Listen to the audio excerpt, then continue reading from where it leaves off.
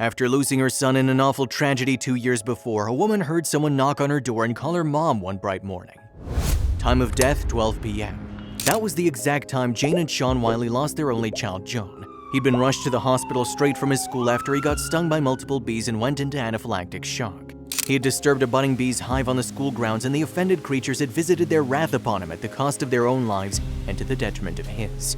When Jane and her husband were called, the news had been like a splash of cold water on their ardor, and they dressed mechanically before leaving for the hospital. "Miss Wiley, I'm afraid I have bad news. Your son was involved in a terrible accident and has been transferred to the hospital," the school principal told her. The worried parents arrived just as the doctors gave up on trying to save their boy. As the doctor exited the ER, Jane ran up to him and grasped him. "You need to go back in there and keep trying," she exclaimed while shaking him violently. Her husband was by her side in a flash, dragging her off the man and doing his best to hold himself together simultaneously. "It's done, Jane," he croaked, tears in his eyes as he looked towards his dead son's body.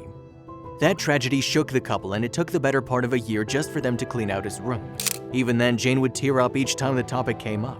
Her husband fared better, but he also lost a part of himself due to grief. 2 years after the ghastly incident, Jane heard someone knock on the door, and when she asked who it was, she heard a child's voice say, "Mom, it's me."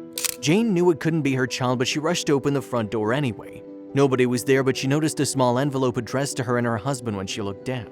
"Did I imagine that?" she wondered. "No, someone must have been here because the letter didn't drop from heaven." She looked around once more for anything out of the ordinary, but when nothing else turned up, she picked up the envelope and returned inside. Inside the envelope was a note with the name of the street, 813 Atwood Avenue. "What's that?" her husband asked, and suddenly Jane opened her eyes. It had been a dream, a vivid one Jane knew had to mean something. As soon as her eyes flew open, she scrambled for a pen and paper to write down the address before she forgot. The following day, Jane went to the grocery store. The activity used to be something she and her late son would do together. It was quite enjoyable for her then. Now it was just a chore she wanted to get through quickly.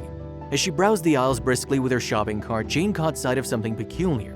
There was a large flyer advertising the services of a children's clothing store, and on it someone had scribbled the same address she dreamt of, 813 Atwood Ave. It struck her as odd that she would come across the address just after having a dream about it, so she returned home to confide in her husband. "I had a dream last night," she told him when they sat down for dinner. "What was it about?" he asked. She told him about the knock she'd heard and the childish voice, then about the address and how it came up again in the grocery store. "That's certainly something, but I don't think it's cause for concern, do you?" "Absolutely not. I just think I'll feel better when I know more about that address, because to me, that dream felt like a premonition," Jane confessed. Her husband was skeptical, but he supported her. "All right, sweetheart, we can do some research after dinner," he told her. When the dishes were cleared and cleaned, the couple sat behind their desktop for some investigative work. They searched for the address on the internet and found that it was linked to foster care.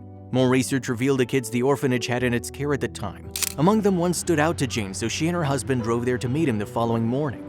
"His name is Simon," the founder told him. "He lost his parents in a car crash and has autism, which makes him very difficult to be with. In fact, he barely speaks to anyone but his imaginary friend, and he's hell-bent on picking his adoptive family himself." "What does that mean?" Jane asked, curious. "It means Simon's the one doing the adopting here, not you two." "Oh, we're not here to," Sean had started saying, but a quick jab from his wife silenced him. "We would like to meet this boy," Jane said. As soon as they entered the room and Jane sat eyes on Simon, she understood why she had the dream. The boy needed a home. The orphanage founder, who introduced himself as Mia Cochran, excused them so they could spend time alone with the child. As soon as he left, Simon looked up from the toys he'd been playing with and spoke. "My friend says that you're good people and that he doesn't want you to be alone anymore." His words shocked Jane and Sean. "Your friend?" Sean asked.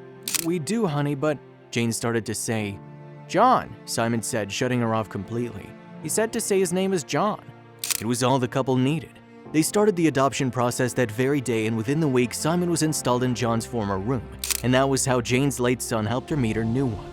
One day, Jane heard a knock on the door again and heard a voice saying, "Mom, it's me," but this time, it was not a dream. It was her Simon returning from school.